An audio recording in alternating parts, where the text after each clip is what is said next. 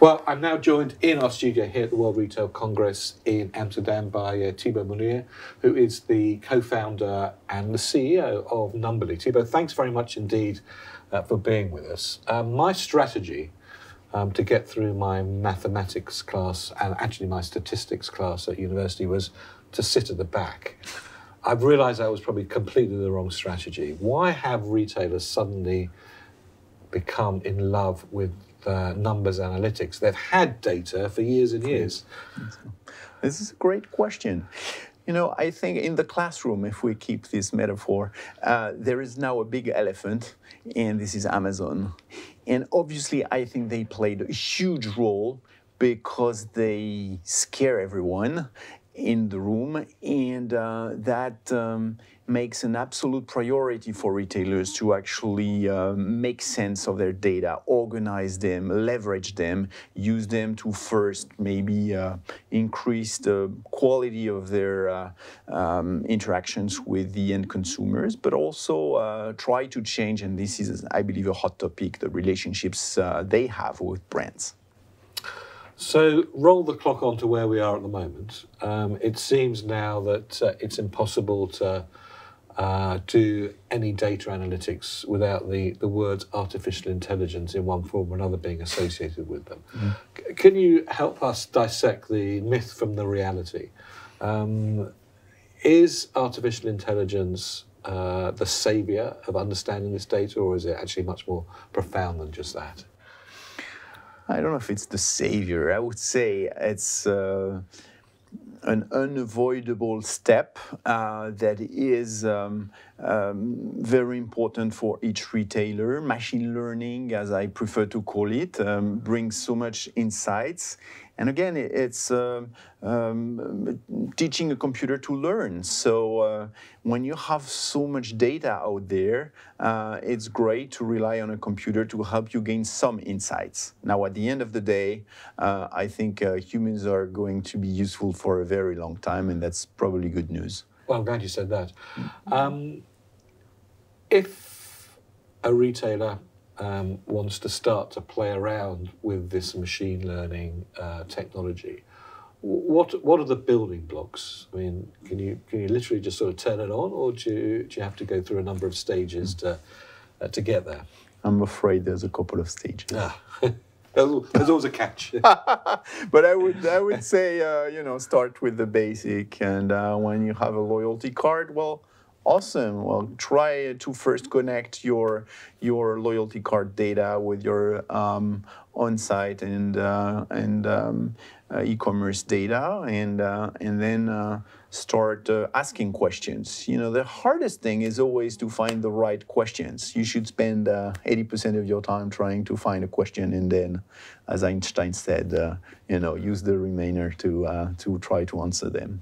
And what skills in the organisation do you now need in order to do that? Because in a sense, when you say, I want to link this data set with another data set, not really certain what that's going to entail, and then asking the right questions. Who in the organisation asks the questions? Who in the organisation interrogates the data?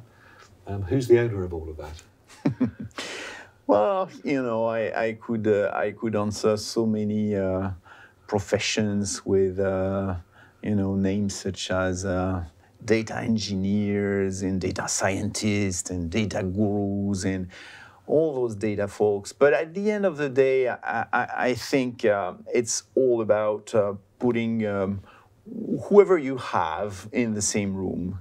And it's so much about transformation of the organizations rather than gaining some fuzzy new skills that maybe you only find in Israel or in some most advanced places. So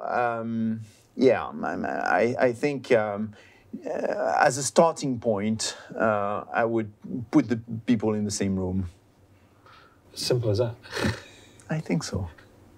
And finally, give us a feel for what the size of the prize is. What insights, in your experience and the work that you've been doing, have come out of the fusing of data, the asking the right questions, teaching the computer to learn?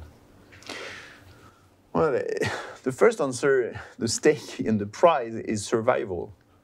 Well, that can't be a bigger stake than that. Right. Really? You think is as fundamental as that? For many players, this is true. I mean, many retailers, if they don't organize their data right, I mean, the consumers are changing so fast that they're going to have massive issues. And we see that already for some retailers.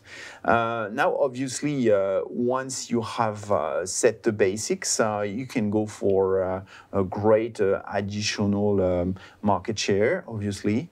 And so I think selling more to your existing customers, so really at last measuring and optimizing lifetime value, trying to optimize a little bit the media you buy, try to focus this media on the right people you want to target. There are some fantastic innovations like data onboarding and incrementality-based algorithms that really allow now retailers to make sure that they spend on the right people and not the consumers that have no chance to ever come to their store. This is, you could say, the one-to-one, story we heard 20, 30 years ago. But Indeed. the thing is, it is actually possible for less than 2-3 years, honestly. So I think that the big changes are ahead. Well, Thibaut, thank you very much indeed for joining us, the co-founder and CEO of Numberly. Thank you very much indeed. My pleasure. Thank you so much for the invite.